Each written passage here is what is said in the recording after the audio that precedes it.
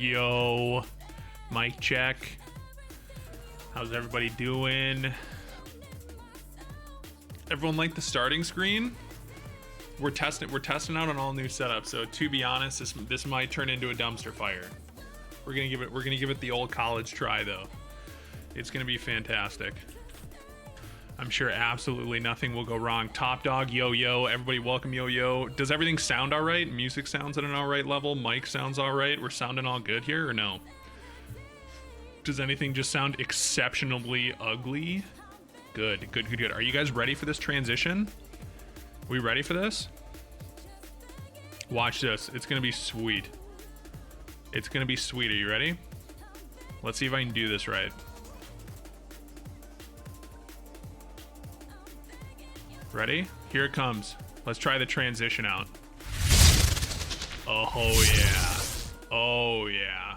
Oh yeah. Yep. That's what I am talking about. We got a bunch of different screens. I put up a bunch of different screens we're gonna try out. We're gonna see which one we like the most. It's gonna be sweet. There's this one. This is one of the options, right? We have this one. The only thing I want to make sure is that the actual screen that we're working on is still big enough. You know, that we can still see what's happening on the screen. Obviously, we can like make the screen a little bigger, but my only worry with this one was that, you know, if the like monitor is too small, if we're doing like some intense stuff, you know. But there's this one here. We got this option, and the other one I made, at least right now, for this stream, because I officially got these like yesterday. So I've been throwing all this up like fast as hell on my own. Deep dive in the docs, you know? So we have this one, or if this one is too annoying, we also have, I'm not sure if it will transition on every single one. Let's see. Oh, it does do a little sweet transition on every single one. So we also have this one, which is like way basic, but the screen is bigger, right? So we're a little bit more basic, but the screen is bigger. And we get some sweet stuff up here. We get some stats on who's subscribing, following. I think I set up donations right, but I don't even know. And like I said, there's nothing for donating, so I think it just like made me do it for Stream Elements. And then apparently Rebel was our last biddy donator. He was the biddy king. So what do we think for the 6 people that are here for the beginning? Do we like this one more for like a working screen, or do we like the other one, the main one, like the main one?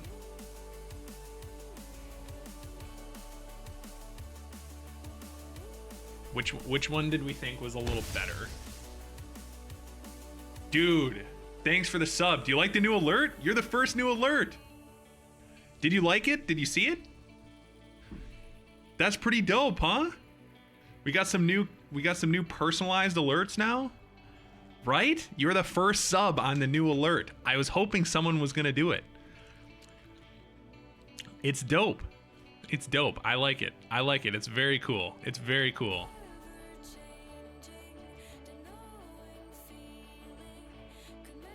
What were you saying, Top Dog? If you're working on what? Which one do we like? One or two? This one again. We're a little bit bigger. Also, Mark Thomas got to take up the recent sub spot up there. You see in the top left, you get your name up there now. That's the cool thing about this screen too. I think I can put this banner over the other overlay too, so we can see our, like, people can have their name up there for like latest follower and sub and all that stuff. But yeah, the other thing I really want to do, so the other screen for chatting and this one, okay, yeah. See, that's what I maybe thought, is like maybe when we're just like looking at stuff, we could hang out in the other one. And then this one maybe when we're like when we're doing like more deep dive stuff, maybe, yeah. I could see that.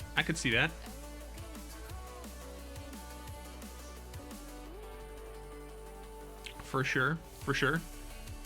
The other thing that I have to figure out is still like, there's obviously like an overlay on my webcam, right? I get the little emblem next to my webcam, but I think there's a way for me to group it like group it somehow inside of OBS, so that I can just click and drag all of it, because right now I have to like drag it one at a time and it's really annoying. So if I ever, like, if we're doing something and I ever had to like move my webcam, or my like webcam was in the way, it's a pain in the ass right now to move it. You love that? Really? Is it cool? Do you like seeing your name?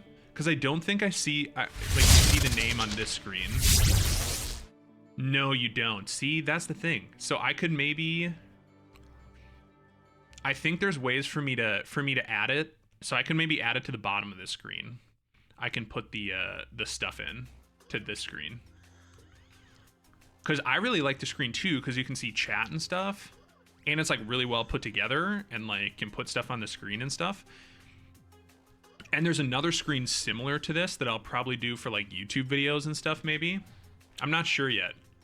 But yeah. But this one, we can swap back so you can keep your name. I'll make a note of that. Let me make a note and see. I'll add that to the other thing. So I have to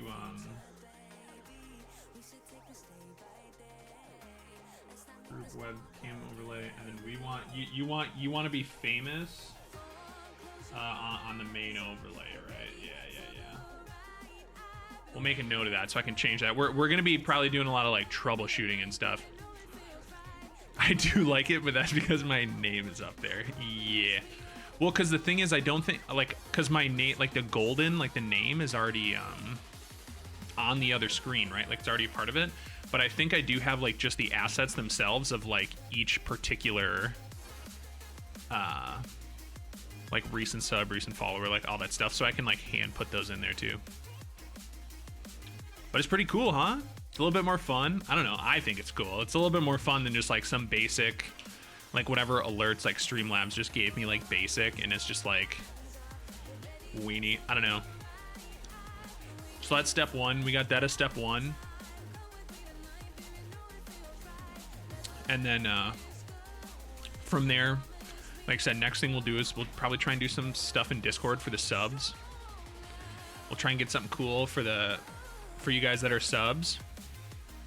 And we'll probably do some, like, again, with like the co-hacking stuff and whatnot. Yeah, oh, so that's the other thing. That's the other thing is I'm pretty sure I'm allowed to like bring myself up on Twitch, right? Hopefully I'll be muted. But if you guys look down below, obviously I like rebranded the panels and stuff too, right? We rebranded the panels, but I have my schedule, so I have the Tuesdays and Thursdays down here for sure. And if you actually, and then I put like occasional random streams, because again, we'll probably do maybe stuff on the weekends and stuff. But for the schedule too, if you actually click on it, it takes you to my Twitch schedule, and I do have stuff actually. So this one we started a little late, but it's actually penciled in. The Tuesday, Thursday ones starting at like when I normally start, like 7 Central, something like that, to at least 8:30. And again, I may be a little late. We may stay late, like stuff like that. But I actually think the scheduling stuff too, if you follow the stream, it might alert you. I'm not actually sure if it does that. But yeah, so we got the panels updated too. If you'll notice, there's an empty FAQ because FAQ is frequently asked questions, and there's not many frequently asked questions yet, you know? Other than the obvious of like, how am I so just shockingly good looking? In which case, I figure that doesn't even need an answer because it's so obvious, right?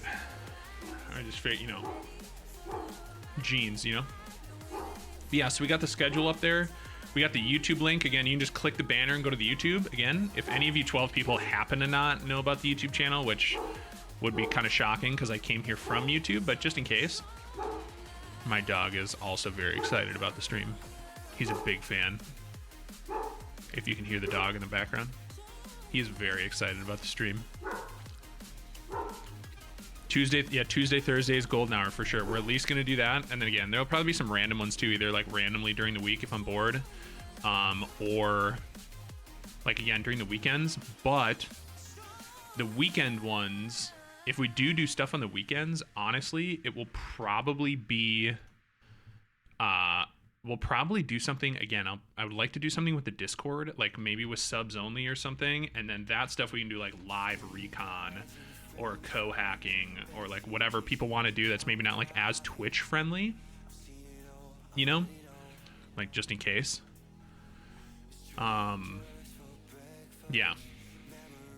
you know what I mean. So that's, we'll probably do that on the weekends if we do it, so I can grab like a big chunk of time and we can do it then. Let's log in here. I actually have some interesting things I wanted to show, because I actually did a couple of these Portswigger labs on my own. I went down a rabbit hole. I think I did like 2 more of the XSS ones on their own, but there was some stuff that, and maybe everyone knows this but me, but there was a couple of these that I wanted to go over that like kind of blew my mind. It was kind of crazy because I didn't know. So I wanted to go over it with the crew, and I made notes of it to go through it with the crew because it's kind of wild. Because I know like people have probably seen some of this stuff in payloads, but like I kind of like didn't deep dive it, but I like looked at it to like actually see what was happening and like why it happens that way, and it's kind of cool. But yeah, we can like, again, some of the week, you know, we can call it the golden hour and stuff for sure. Some of the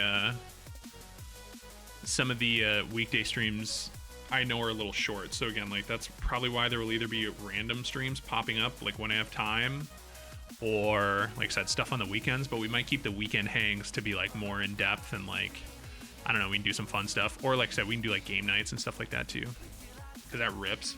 Everyone likes game night, I think, right? But yeah, 12 people. I mean, we're going out here, man. It's insane.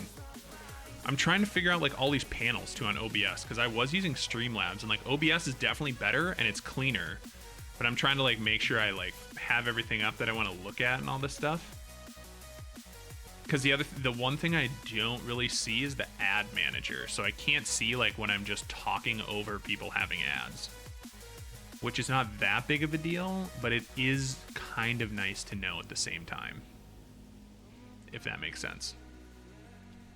We do kind of like that.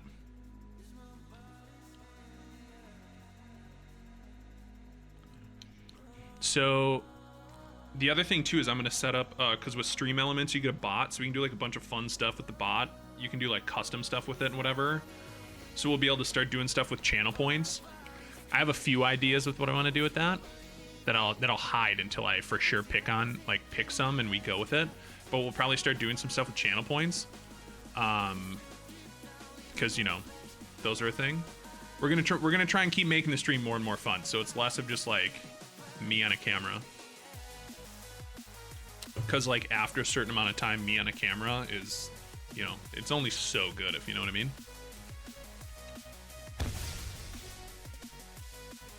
Oh, let's go. The gifty too. See, when you gifty, it bounces. You see that? You get a little bouncy name and stuff. Heck yeah. Thanks for the gift, man. Thank you.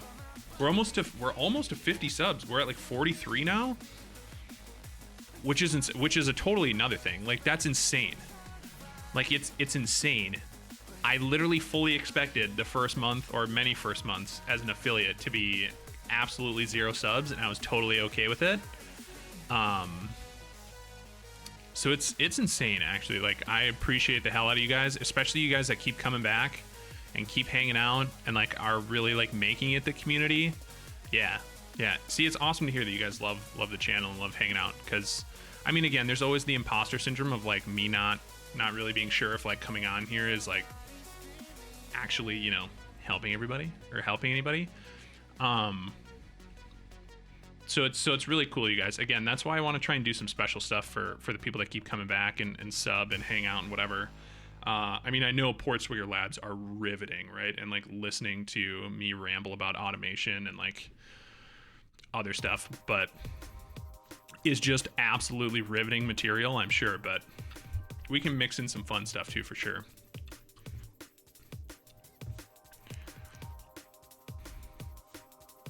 So who here other than Jason and Ryan, if they're still in the chat, who here is actively at Orlando for HackSpaceCon or in Florida?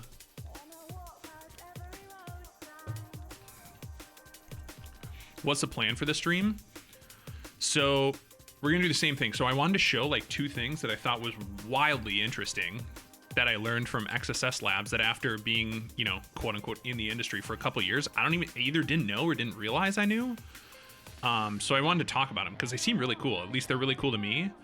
And then after that, we'll do the poll and we'll see. We can either keep going with Portswigger Labs. I mean, for today, for a weekday stream, we can either keep going with Portswigger Labs or we can do the automation. We can go over some automation stuff, like some of the updates I made to the automation, or we can look at some cool bug bounty research. I have a few, there's like a few things I wanted to show. Like one of the articles I wanted to talk about that we could talk about was one they talked about in today's episode of Critical Thinking. Okay, so 2 of you guys so far. I'm in Florida. Top Dog, are you in Florida for Hack SpaceCon, or are you just in Florida because you're permanently in Florida, like you live there? I guess you don't have to answer that too if you don't want to dox yourself, obviously. I've walked around KSC for 2-day waiting. Yeah, there you go. There you go. You live here? Hell yeah, dude. Hell yeah. Little Snizzy, welcome. Welcome, welcome, welcome. How's everyone doing? Okay, let's find this lab. Are you going to Hack SpaceCon, Top Dog? Even though you live in Florida? You'll be back? Okay. I'll be here, probably. Let's see what we got. Are these XSS? Yeah, so I'm almost done with everything but the expert XSS, but there was a few I wanted to go over that was like kind of crazy. Because the only like 3 practitioner level ones I have left are just the ones where like you have to do something with the XSS, right? Like either like steal someone's cookies or capture their passwords or like XSS to CSRF, right? Have I ever pen tested Skim? Probably not. I don't know. I don't think so. Let me look. Like, is it what I think? Is this like the thing where you're like, that like Slack does? Oh, maybe. Oh, I see Slack, but I don't think this is what I was thinking of. It's an app. Oh wait, maybe this is what I was thinking of. Because I was thinking like Okta. Yeah. Okay, I think I was on the same page, but no, I don't think I've like specifically pen tested it. No. Skim Cloud. Copy. Oh, that is not what I wanted. Skim.cloud.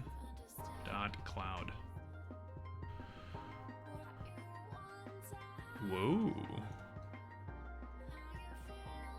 There we go. That's pretty cool. Damn. This is a very cool resource.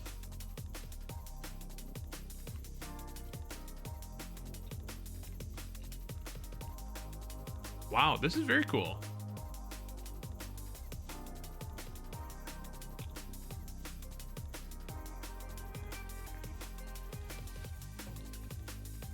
I mean, I don't know if I've specifically pen tested it, but I mean, this is very cool. I mean, I'm sure I've pen tested apps that use it, probably.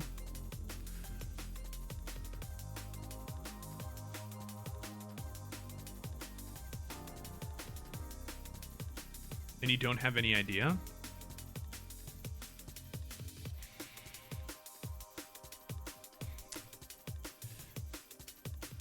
I mean,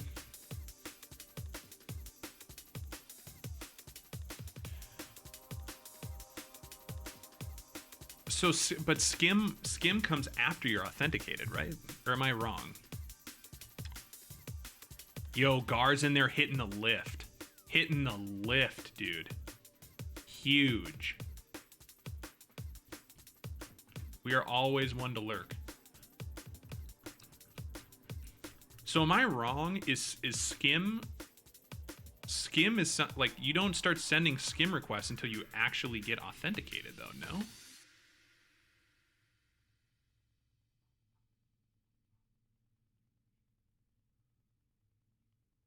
Yeah, you manage user identities in cloud-based applications, but you would already have to authenticate.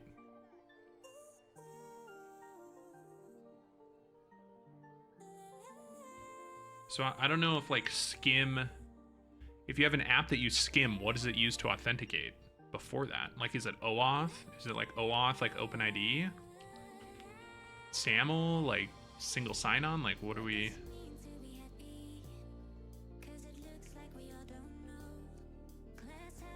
What IAM solution? I'm not even like what, I don't know. Maybe I'm asking the wrong question. I don't know. Because I'm definitely not like the master of like all the like authentication stuff, like that deep stuff. You know, like I'm not gonna say I don't know authentication and authorization. Like I know like IDORs and like all that, like everyone knows that kind of stuff. But like, I'm not like the master of like all the OAuth and SAML and stuff like that. But like normally, like one of those few, like you're either using JW, like you're using some kind of JWT or some kind of token, right? Like either in the cookie or the header.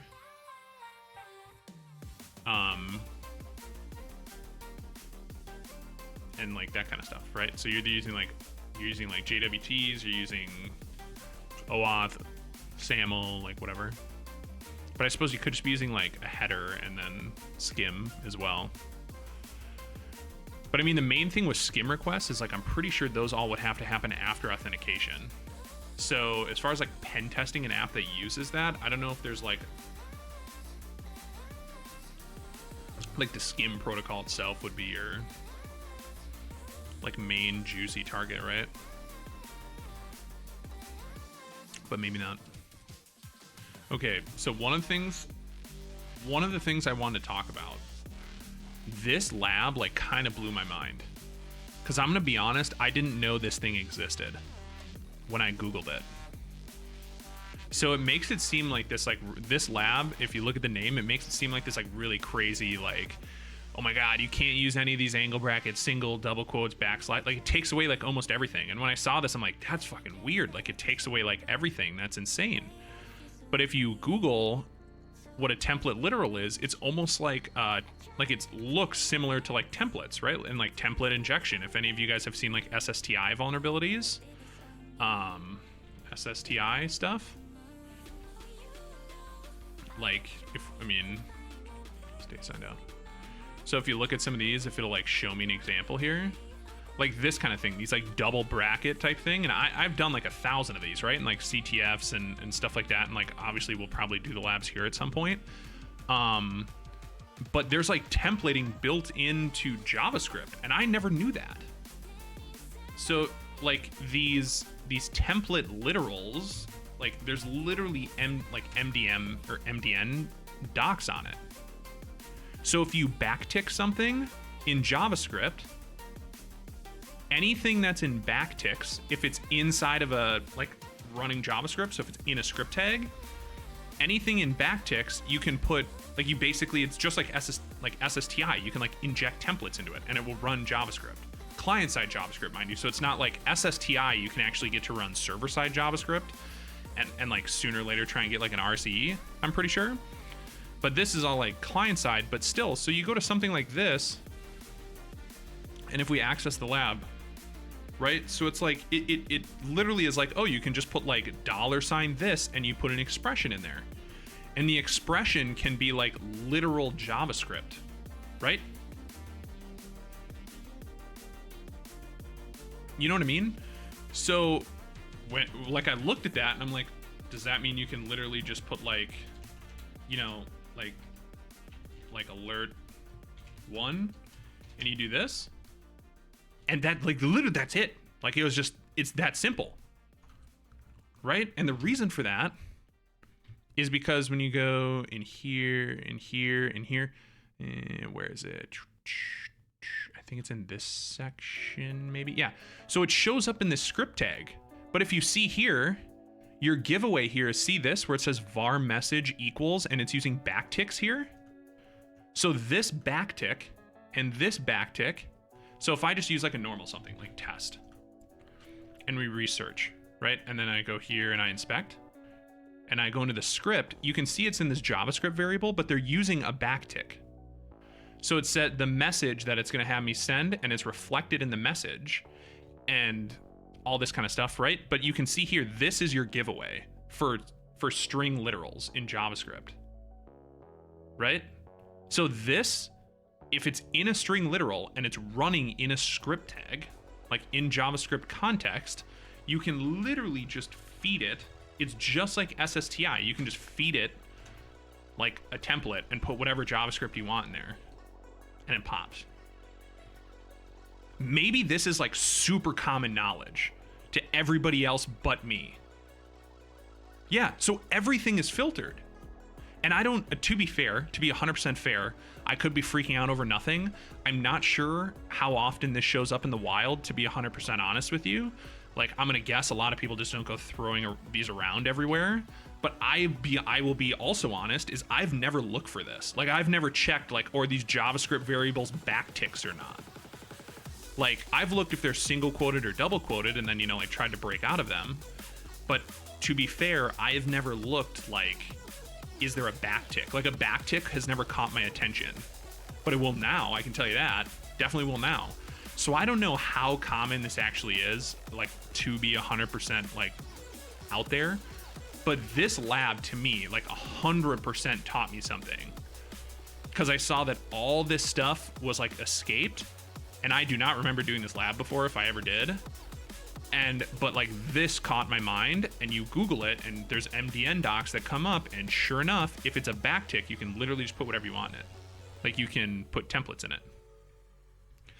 And they work just like a bunch of other templating languages. It's just $, and whatever's in brackets is like actual JavaScript. It's just fresh. That to me was insane. That was like, I don't know why, like, maybe I'm the only one, but like, I didn't know that. And I have no problem. Like, my ego is totally fine saying that I did not know what a template literal was in JavaScript. So new for me. Anyway, one more thing we're going to show, but first, Seba. Can you find XSS? Can you still find XSS in a React app? Modern frameworks are pretty safe from XSS, they say. Safer, 100%, yes. So the thing with React, especially React, that I think is kind of nice, is React, they actually mark their dangerous functions. The function name itself says dangerous. So if you go into like React, like inner HTML, right? Like, that's one really obvious way to get DOM XSS, right? Is inner HTML, right? Like that's like, people pop, like, that's like like, you see this inner HTML, like all that stuff, like people pop that, right? But if you do React inner HTML, there's two different ones, right? And there's like all this known information, and they call it dangerously set because they're like like, it tells you in the framework that you're leaving yourself open for injection, right? So React especially, like, but all of them too. Like, I think Angular does a little bit better, and Vue does, although to be fair, I think if you go back to the labs, what is it? We can get rid of that lab and that. If you go back to the XSS labs, the expert ones are all on like some weird shit with Angular, I think. Let me look here. Yeah, so here's the expert ones, and this is like AngularJS, and then there's like some other ones here with like CSP and like other bypasses. But yes, like, modern frameworks make it harder. They don't make it impossible, but they make it harder. The other thing you have to remember is, like, a lot of these frameworks, especially something like a React, a lot of them like push the way towards single page applications, or SPAs. If you Google, like, if you just look that up, you'll get a lot of information on it. So single page application, and there's and you can like see how they work differently from traditional pages, right? So instead of like, you get something and an actual page, like an index.html comes back, and then you do a form request from that HTML, you're actually getting one page back, like one actual page that is actually just a bunch of JavaScript, right? So it's this.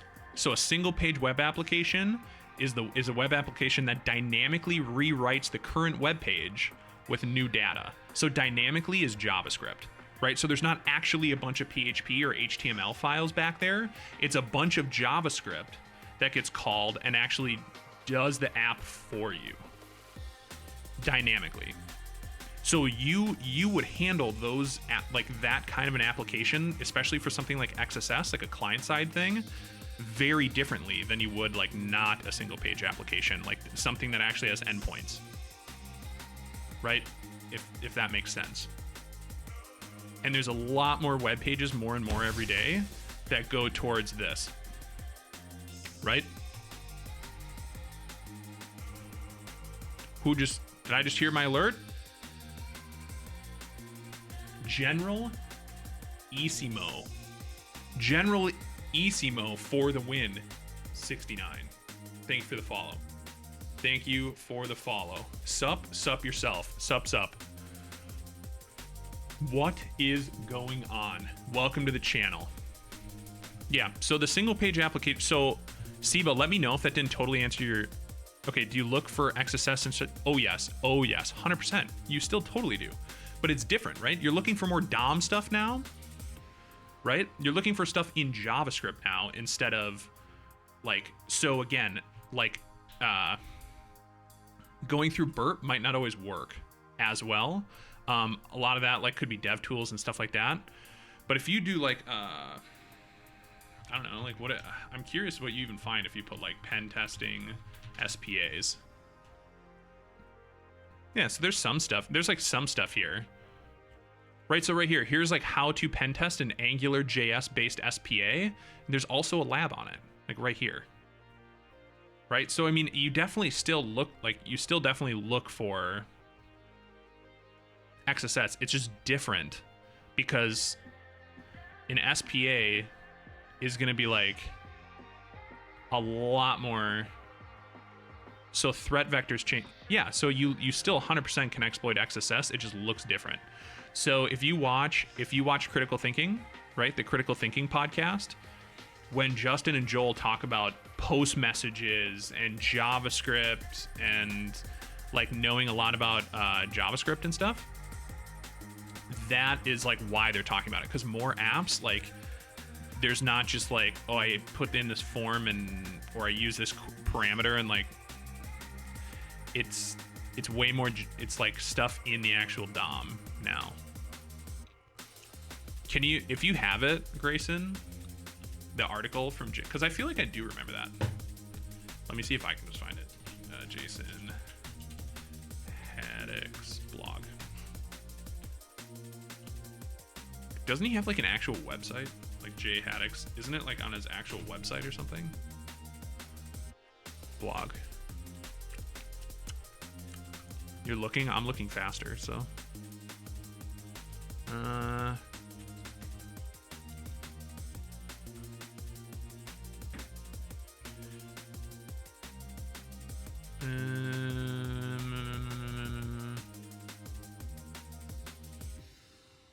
mean, it could be one of these that I went over. I just don't know. Dang, he's got a lot of views on some of these, though. Holy moly. It's kind of insane. Yeah, let me know if you find it, though. Need TB. Have you been to one yet? No need. Also, Gang Squad. Welcome. Welcome one, welcome all.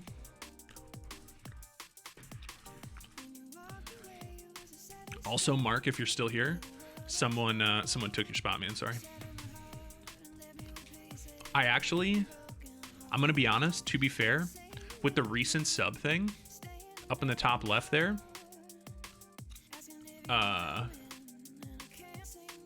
Wait a minute. Why am I confused here? Oh, that's so interesting. So you gifted a sub, but it actually gave, whoever you gifted the sub to actually took the spot. That is so interesting that's how that works on the back end. Interesting. So whoever you gift, whoever is like the most recent person who has somehow got a sub some way. Huh. I wonder if there's a way where I can change that to like whoever it is that gives it. Because I was gonna say, did I miss a sub? But then I remembered that you gifted it to someone. Damn. So you not only did you gift someone a sub, you gifted them your spot in the spotlight. Dang, the real friend. That is insane. Let me see. I can actually, the funny thing here is I can actually change it on the fly. So let me see here.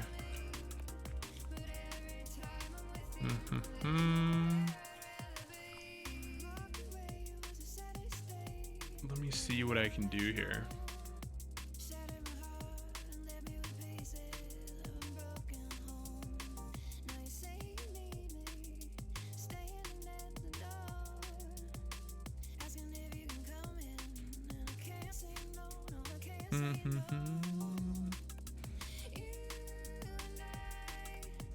No, it just says the most, it just says I can do the most recent subscriber.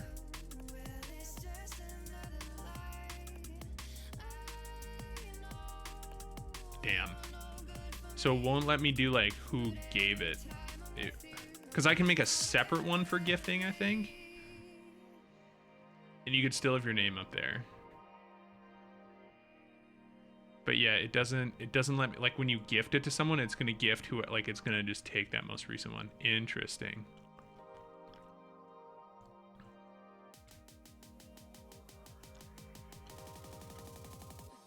Maybe I'll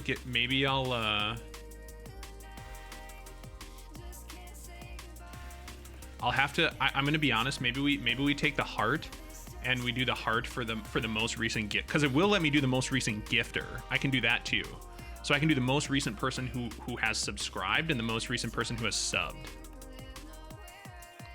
So maybe instead of doing the most recent follower, because otherwise I suppose the other thing with the most recent follower is you can just unfollow and refollow and probably like put your name back out there.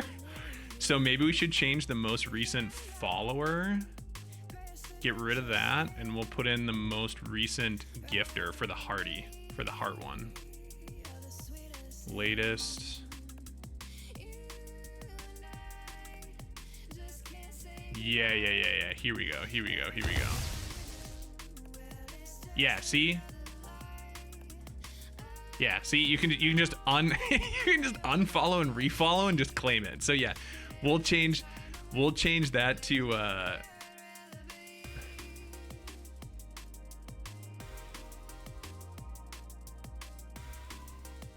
we're gonna change that to the gifted, so we don't just like start a war. Hold on, and I can change it on the fly here. Give me a second. So we want to do this.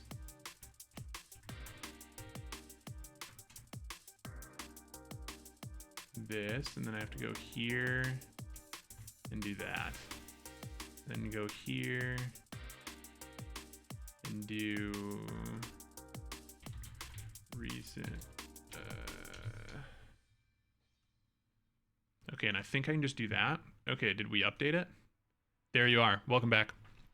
Top Dog was playing the game for a while there. Now you're back. You're back. So the star is the most recent sub, and then the heart will be the most recent gifter of any sub, and then tipper, and then bits. Because that's savage if you take yourself off. If you take yourself off the glory board by being a good Samaritan. That's just tragic. We can't have that. Can you teach me how to analyze JavaScript? What to look for? How to look? We can. We definitely can do that. We can. But do you know JavaScript? It's a good start. So when you say how to analyze JavaScript, does that mean you know how to code or at least look at JavaScript, and now you need to actually just know how to analyze, or do you not know how JavaScript code in general works? Because those are two different starting points, right? I just noticed there's one more thing too. I don't know why this says, I don't want this to say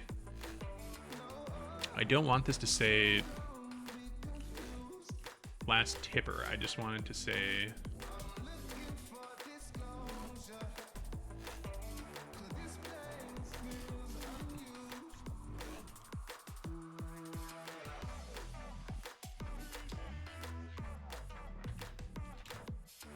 here, we'll just make it say none right now.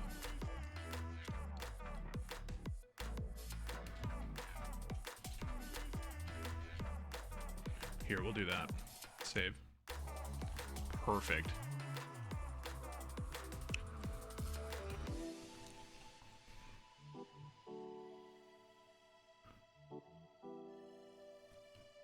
Yes, I've done intern encoding. Okay, okay. So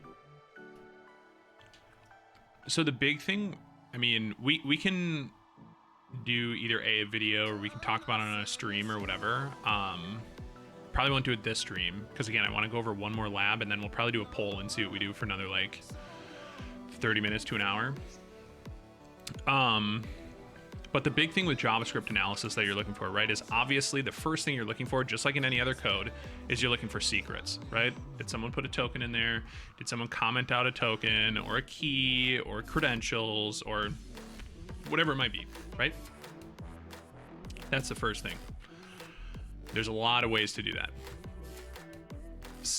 And if you just Google that, you'll see a bajillion things. If the next thing that most people want is endpoints, right? Because especially when we've been talking about single page applications, right? So since in single page applications, you're not actually, when you go like /example/path, you're not actually going into an example directory on a server and then hitting the path file, like a file name named path, right? So when I go here and I do like spa.com and I do /example/path, when it's a single page application, I'm not actually going into a directory called example into a file called path, right? What I'm actually doing is hitting a route that's coded in JavaScript.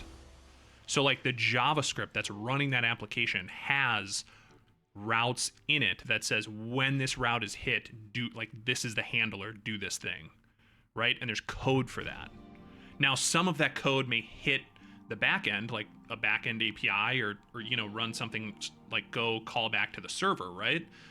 But the client side code, yes, right? Yes. That's the point, is when you get a single page application, you get all of that on the client side, because in your browser, it has to know what has to happen when you click a button, browse, put in input. All of that is handled client side.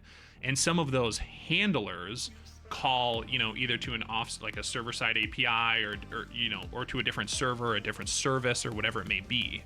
But when you're working with a single page application, or just in general, a lot of these like newer like web frameworks that stick more on the client side, like a lot of those JavaScript files will hold, like hopefully don't hold secrets, but could hold secrets. But like all of the endpoints for the application, like what the application does, is in the JavaScript. It's right there. You don't have to fuzz, or you can, because you never know if there's some special server side stuff happening that's like still there that's not listed in the JavaScript you can see, or stuff like that. But like really the other thing is there's like lazy loaded JavaScript, there's source map JavaScript, there's all this kind of stuff, right? So like making sure you get a hold of all the JavaScript, just because you hit the base page. Yeah, I mean that's a lot of it. Yes.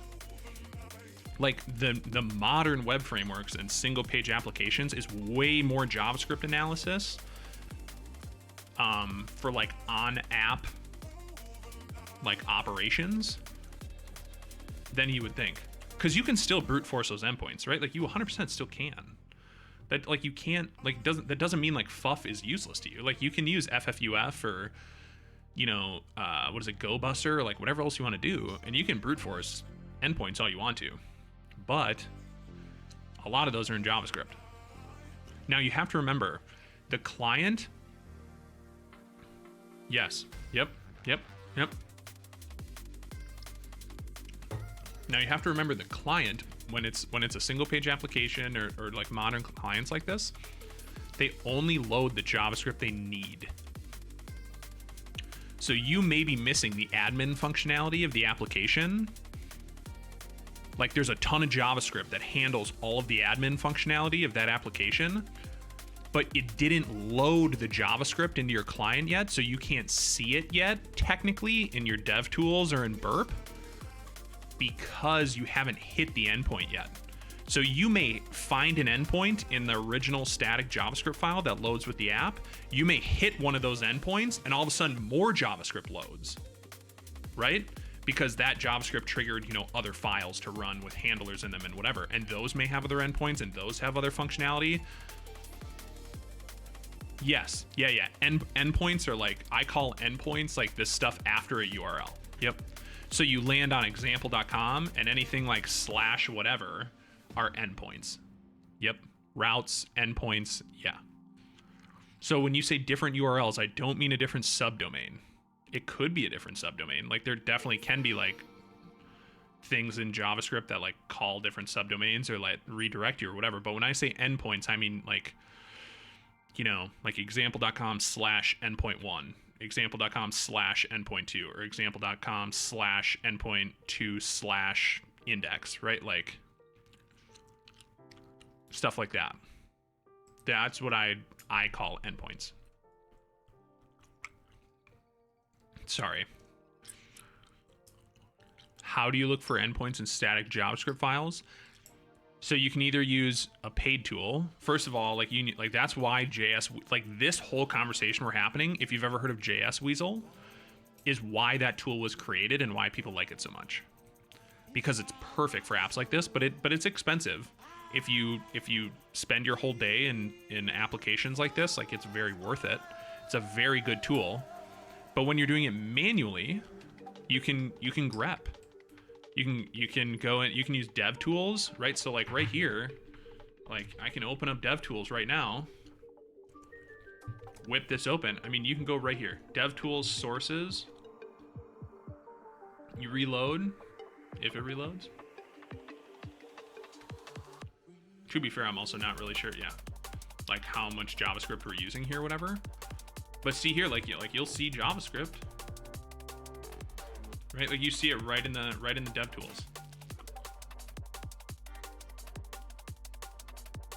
right? Like 100%. You'll probably see a full. And again, this is similar to what you would see in JS Weasel. Well, JS. I think it's like IO. Yeah. So it's right here. It's made by Charlie Erickson. I actually have there's a video, if you haven't heard of it, I have a video, an interview with Charlie on my YouTube channel from a while ago. But this is literally what Siba was just saying, right? Right here, rich data from static analysis, right? Like that is literally the tool. It pulls all the JavaScript, right? So it actually goes through and makes sure it gets all the lazy loaded, all this stuff. I was just gonna say the comparison to this on the free open source side, you're right on, okay? You're following me perfect here, Siba, because that would be your free option, right? What's the cat's name? Huh? Hello? I don't know. You have to ask him. But yeah, this tool from TomNomNom is the next one. And it's same thing. There's a way right here, right? So you can use it. I was gonna say you can use it to extract secrets. I mean, JS Weasel is. Oh, can you hear? Oh, you can hear my cat. Okay, I see what you're saying. I forgot it. She's making noise behind me. I don't know where she went. I'll put her on camera here. Where is she? 1 second, I'll go get her. Where'd she go? We're gonna grab the cat. Oh, the cat keeps walking by? 1 second. Let me go find this. She's not too far away,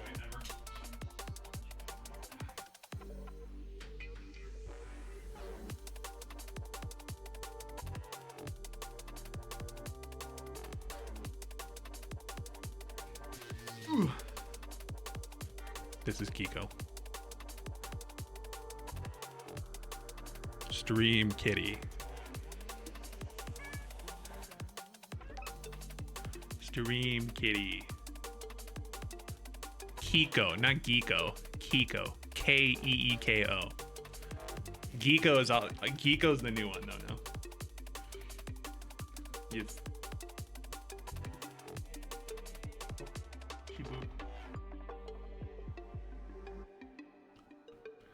Yep. She's 19. She's an old bat. She's an old lady. So she's probably walking by continuously because she has dementia. She's a little dementia kitty. She probably forgot where everybody is. She's just checking in, you know? Allow yourself to relax. Yep. She's adorable.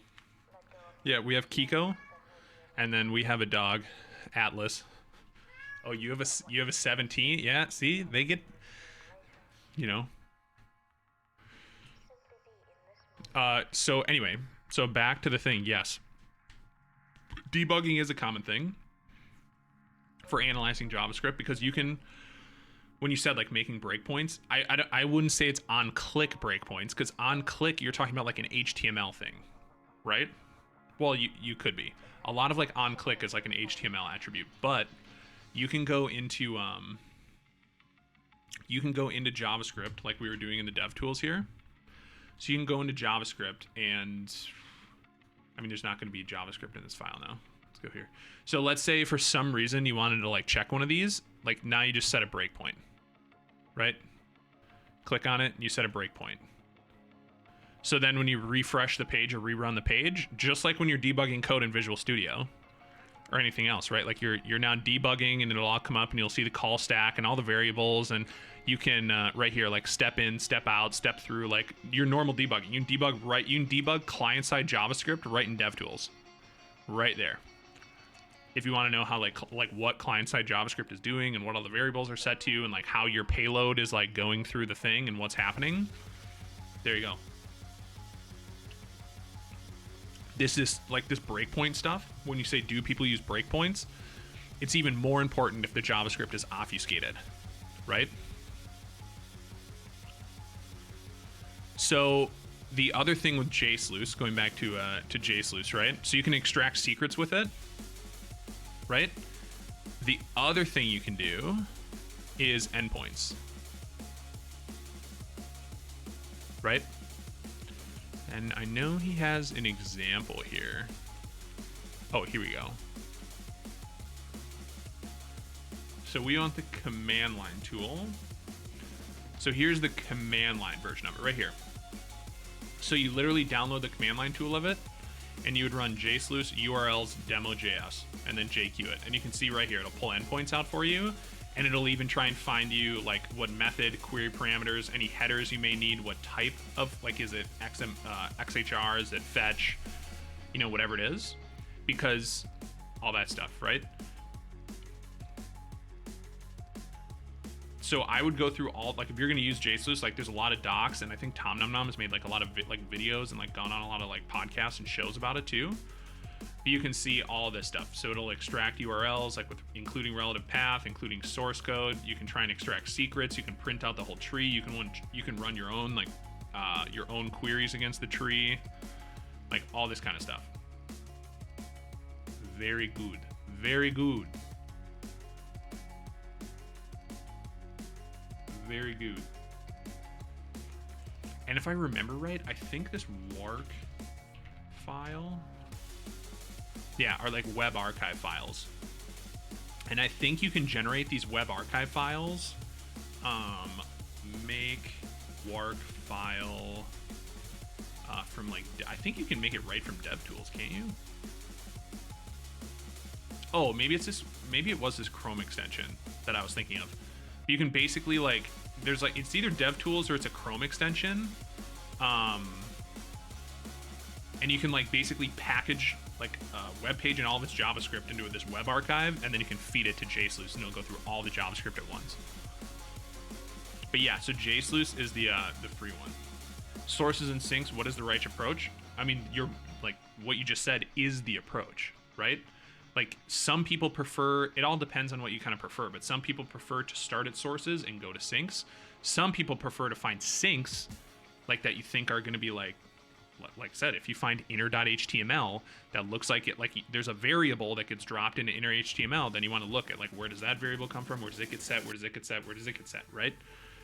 And you go back until you find the sync. Some people like to start at syncs and go back to sources. Some people like to start at sources, like where does my user input land, and then see where that goes and see if they land on a sync. It really doesn't matter. But sources and syncs, whenever you're doing any static analysis or like any code review, that's always the name of the game, right? Sources, where does any data or any input that you have, where does it land? Syncs are obviously things that like you are looking for. Like a sync isn't just like the landing place of anything. Sync is particularly where does your data, like where does your stuff land?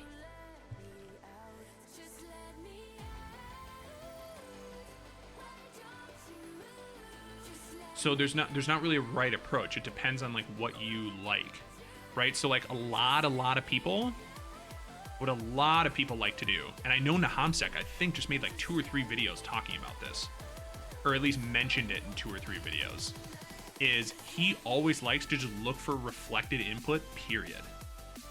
Like no matter what.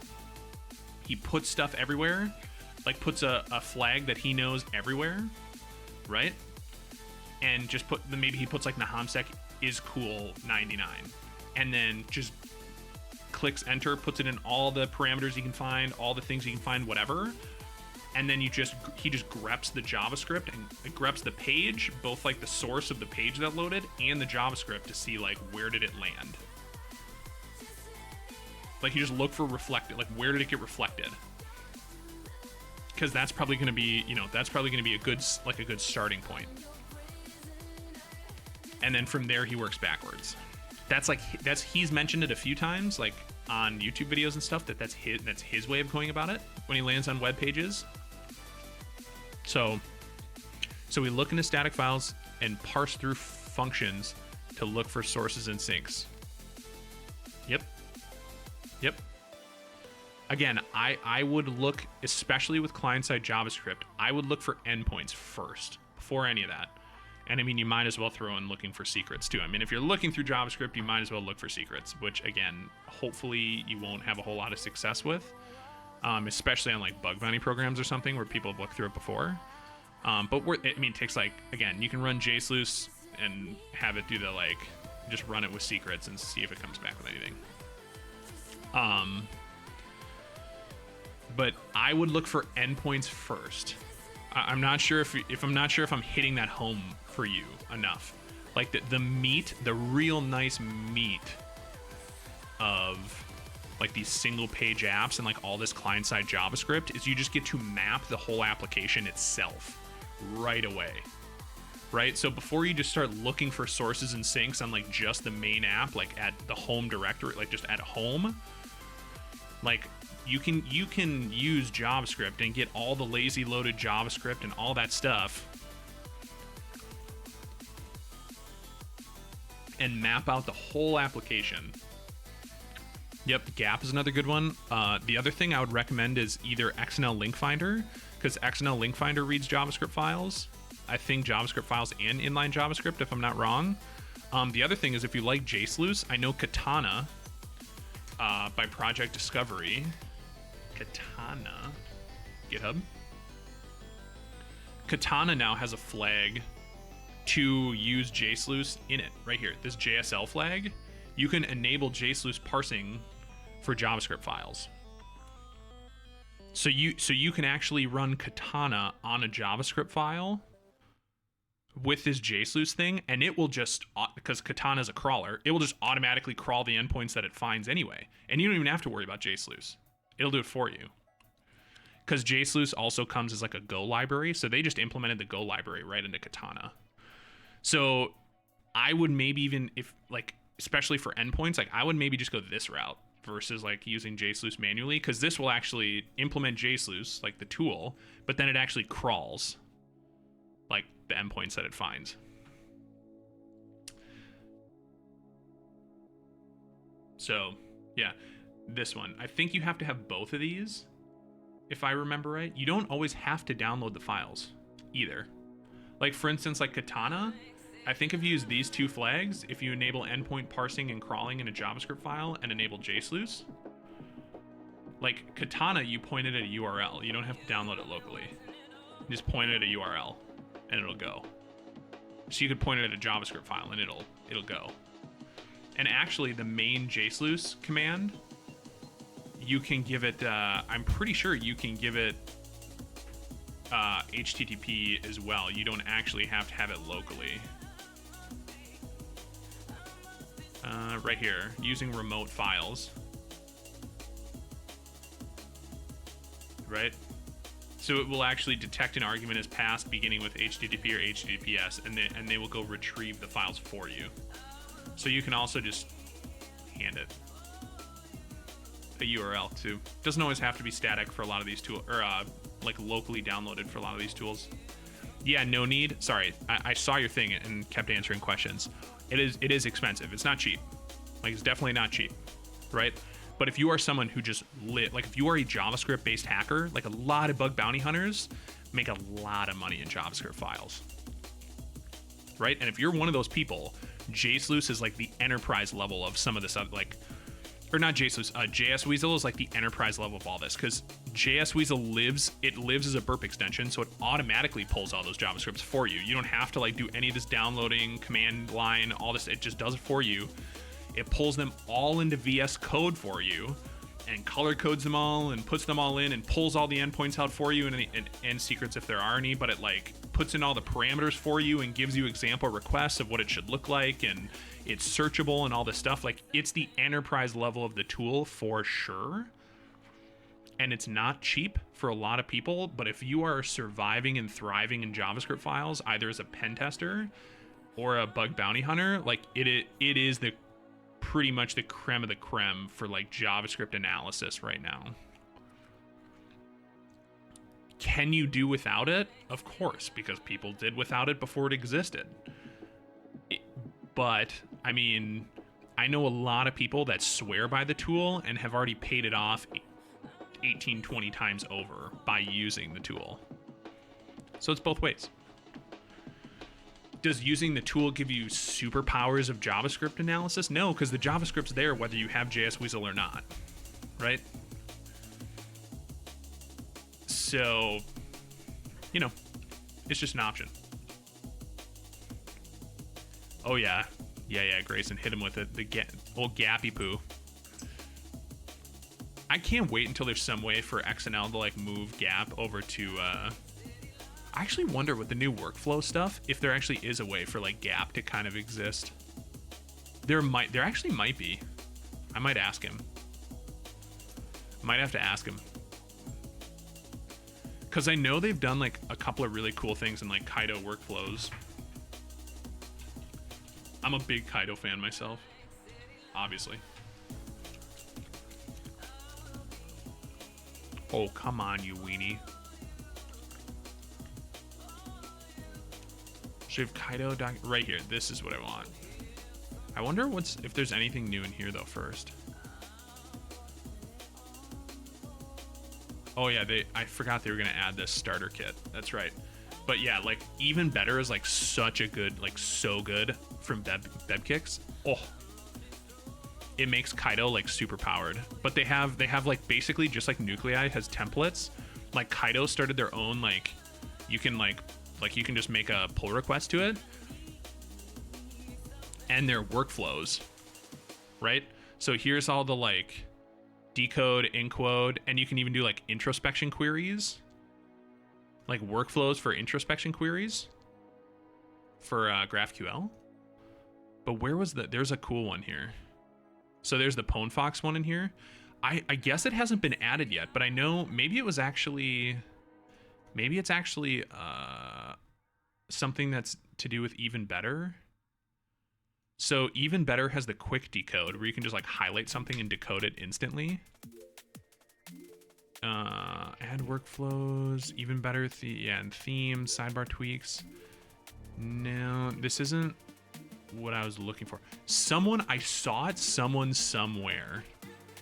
Yeah, see this like quick decode thing is so cool down here. When you see it's in like, that's so cool to me. I pretty much have abandoned Burp. I don't have a pro subscription anymore.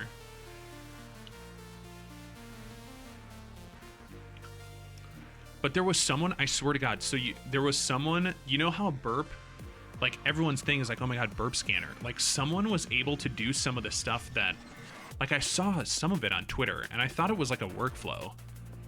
but saw someone put it on Twitter that they had the like reflected warning thing. So like when I talk about like there's people who go out there and just like put their like token everywhere, like golden 115 or something, and then like look to see if it's reflected. So like Burp Suite will do that for you. It has there's like add-ons or like plugins that will do that for you. And someone was able to do it in Kaido, and I think it was a workflow. Now I have to find it on Twitter because I was kind of hoping that it would land in this like workflow thing, and it looks like it hasn't yet. But I wanted to. Because that's awesome. Because I do like to work that way, of like look what is reflected. But yeah. Okay. So one other thing for these XSS labs, something that was like insane that I saw. Was it this one or was it this one? I'm trying to remember which one it was. It might have been this one. What is this one called again?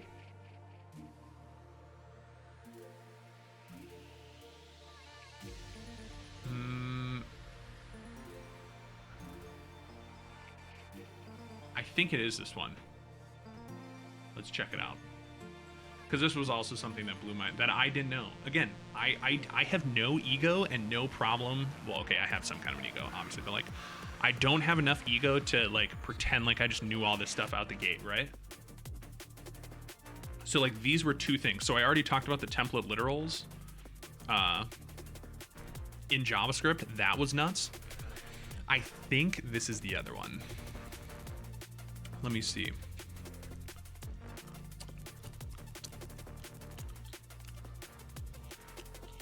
Let me see if this is what I had in mind.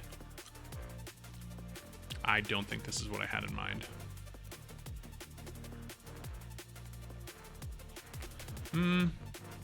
Maybe it was. Maybe it was. Let me cook. Let me cook. Let me think.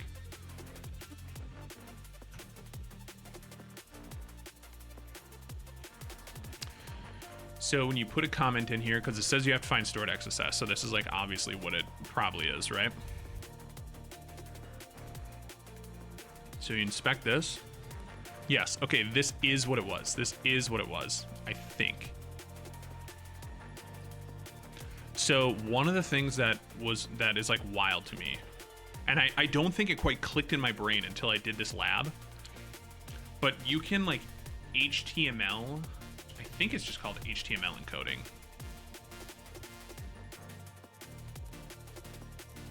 Right? So see this type of stuff here? Right? So this actually gets transformed into, like, this is HTML encoding, and this gets so this gets turned into this. Only in an HTML attribute, right? If it's in text, it stays as text, right? That's why you see sometimes when like this happens, right? You see this, and what do they do to like try and stop you from getting XSS, like getting reflected XSS or stored XSS or something, is they take all of these and turn them into this, right? Yes, and I've seen that before. Like you see it all the time.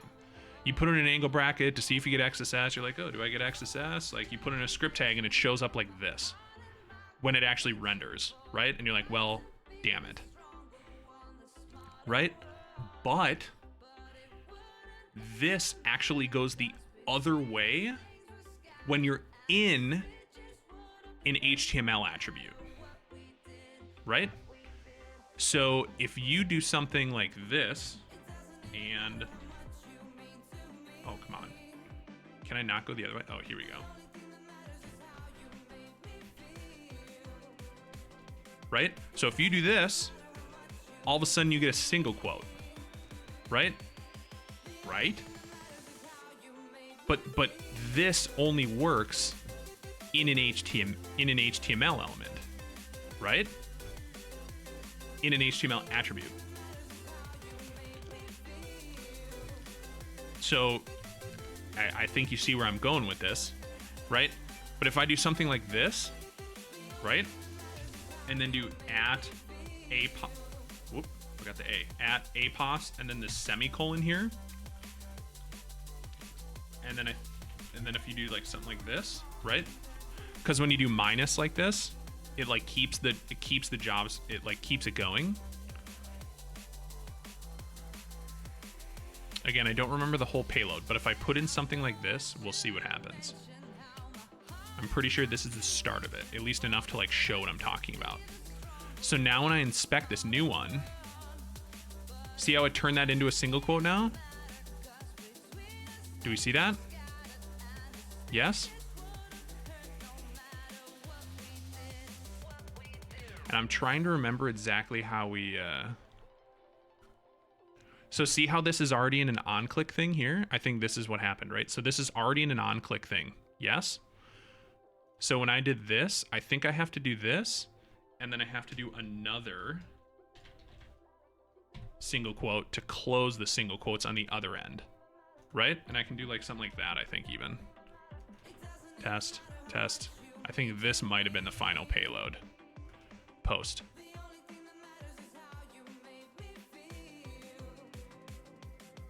Right? Oh, see. So it already told me it just told me I solved the lab again, so that's going to be the right one. So now remember, now when I go here and I inspect, see? This right here, I closed, did an alert one, and closed. So I think what happens if I click on this, bam. Exactly. Exactly. It is the reverse Uno of encoding. Right? So you see all the time, you see all of the time. So what's actually happening here, even though the color, like it all keeps it this green color, but what's actually happening here is you're setting var tracker equal to track, whatever track, because this is all happening in an on click, remember? So this is all happening when this gets clicks, when this is getting clicked. It sets var tracker equal to this, track, track, track. You have a single quote here. I'm closing the single quote, but by putting a minus sign here, I'm keeping the JavaScript, like I'm keeping the JavaScript going. I'm basically saying do this var tracker is equal to this string minus alert one, which makes it pop, right? And then I close the string to make it like all like so it doesn't error, because otherwise the alert won't pop if I I don't complete the other quote and make it not error. And I struggled with this for so long, so long. Like, I don't know, it was like yesterday or I think when I was doing this, and it took me forever. And I found somewhere like, so this is one of those things, like when you go and you look at like XSS payloads, like these huge lists, and there's like all these crazy characters, like learning what they actually do is super cool. And this is why, because I can't even tell you how many times you try and put a script tag into a thing, and it comes back as the and less than script and then and greater than, right? Like you get that all the time, so you don't get XSS, right? The thing is, when you're in an attribute, like when you're in an on click, now that I'm in an on click and it's getting reflected in an on click,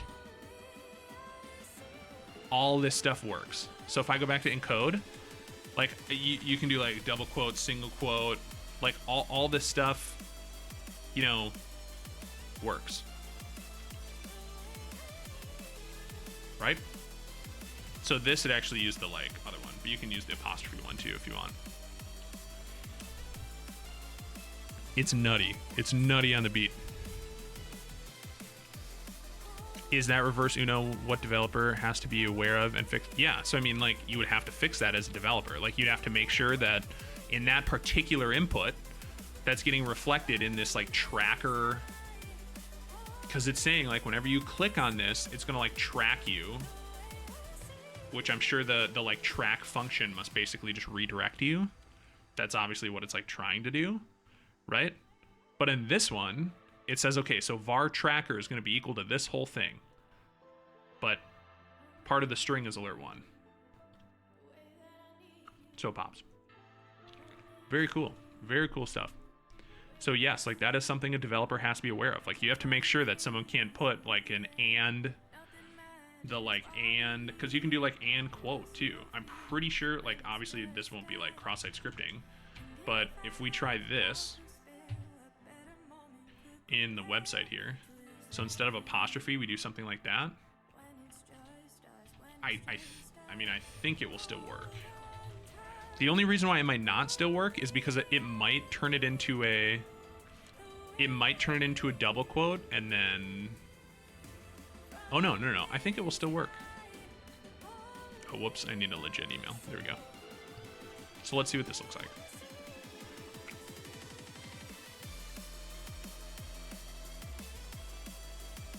Oh, see, it didn't work for this. Oh, I spelled it. Oh my gosh. Guys, someone has to tell me to spell it right, though. Didn't I spell that wrong? I just put the... Yeah. I'm a terrible person, by the way. Yeah, I'm such an idiot. Someone has to let me know when my typing is trash. When my typing is trash. UO. There we go. Let's try this. Back to blog. So now when we inspect the newest one, see? It did the same thing. So it took our like and quote semicolon, which is HTML encoding of a quote, and it turned it into this. It turned it into a quote. Big brain, big brain. Oh, Grayson, nighty night, buddy. Nighty night, sleep tight. Sleep tight. Thanks for coming out, man. We'll probably be done here soon, too. To be fair, we'll probably got another 10, 15 minutes. But I don't know. Like I said, I don't know, guys. Again, this could totally be me just being like, oh, like, obviously this has always been a thing. Like, because I've always known about HTML encoding, and I've seen it in payloads and all this stuff. And I've, like, seen people turn your, like, payloads into HTML encoding so it doesn't pop. But I guess I like never actually like truly understood how to weaponize HTML encoding like for yourself, right? Because if you look up like HTML encoding,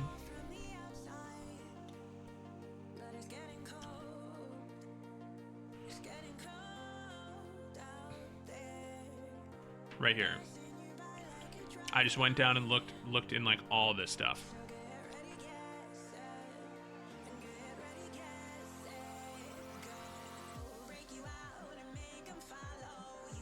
And there's all these different kinds, right? And it's like all, you can use like the number references too, which is what it did before. It did like and pound, I think 39 semicolon is also an apostrophe. But like all of these, right? There's like named references, they call them too. And from what I understand when I was looking this up yesterday,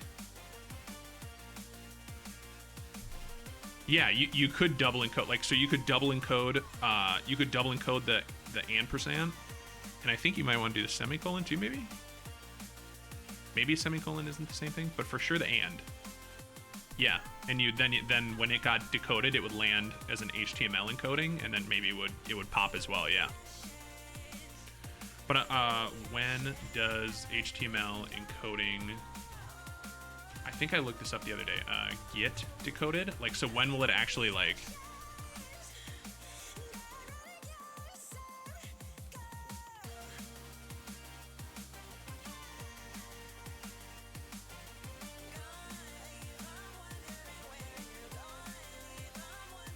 which one of these?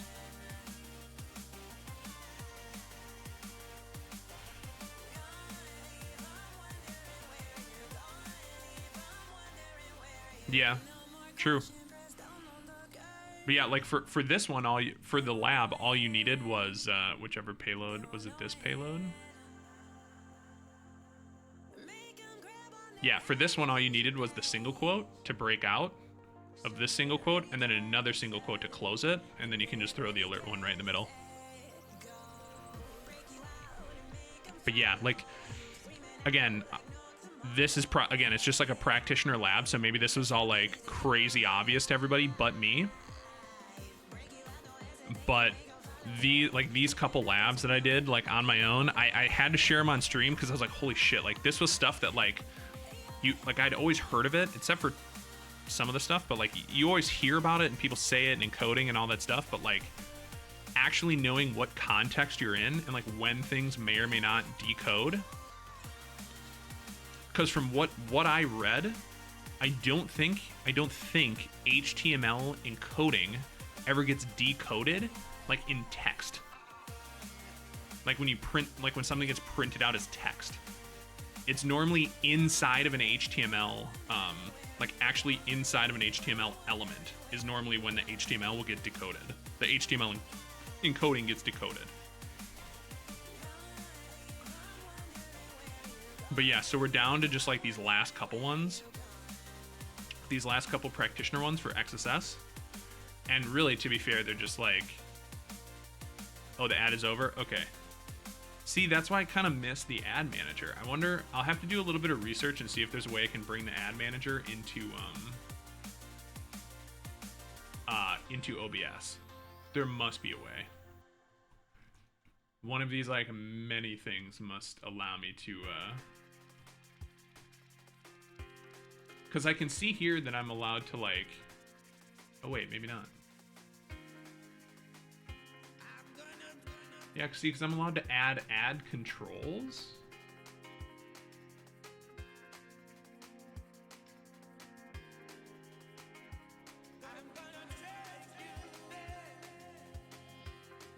I'm so confused.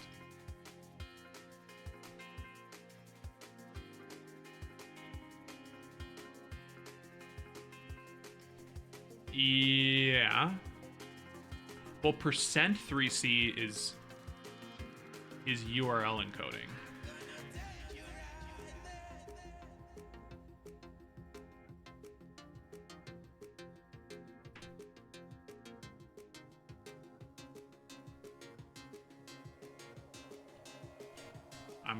I'm a little confused. I think what you're trying to say, Mythical.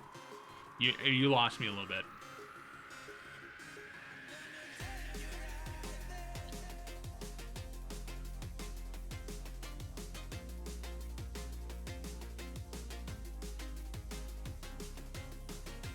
Well, you can figure out the encoding type by looking at it, right? Is that what you're talking about? Because it can do different things with different characters, right? Like the one we just did. It said angle brackets. Yeah. Because if you see here, like this one, for instance, this lab, I mean, it just tells you so you know right away. But like it takes angle brackets and double quotes and HTML encodes them, but single quotes and backslashes are escaped, right? Like different characters can get handled in different ways, and like every web app does it a little bit differently. Because same thing, like for instance, there's some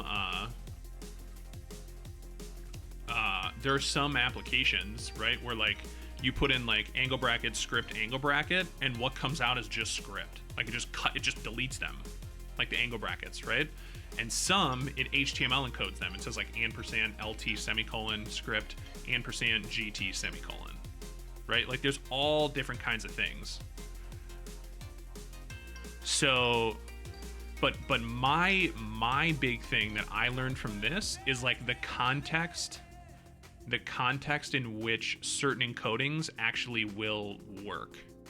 Because like, from what I understood, and I could be wrong about this, from the reading I was doing when I was like an hour into this lab, was that HTML encoding, like when you hand it HTML encoding, it normally only gets decoded by the app when it's in an HTML element itself.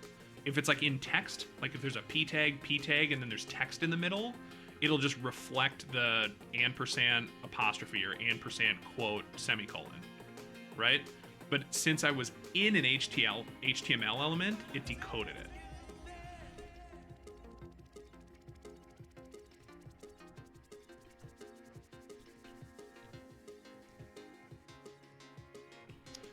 But I don't, again, that also like is what worked for this lab and stuff like that, and like what I kind of understood reading, but I don't pretend to be a master of it. Again, some of these other XSS labs, the expert ones, are all about like, I think there is one here that just says like bypass filters, but it's an expert level one, so it's probably psychotic. protected by CSP with CSP bypasses, very strict CSP with dangling markup.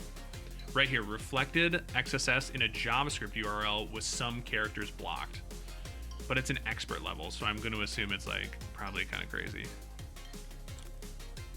Same thing here, reflected XSS with event handlers and href attributes blocked.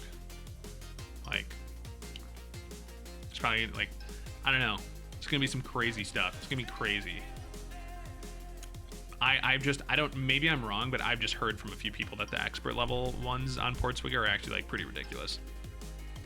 I've had multiple people tell me that, like, especially from the realm of like bug hunting, that if you're on Portswigger and you can solve one of these with no help, that you're like way more than ready to like go bug hunt. So we'll see. But probably not today. Today, we're probably going to call the stream here. I started a little late. We might do something on Sunday. Again, if I do something on Sunday, if it's the stream, we might stream. Otherwise, like I said, I may do some stuff with on the Discord. So if you haven't joined the Discord, go join it, so you don't miss that.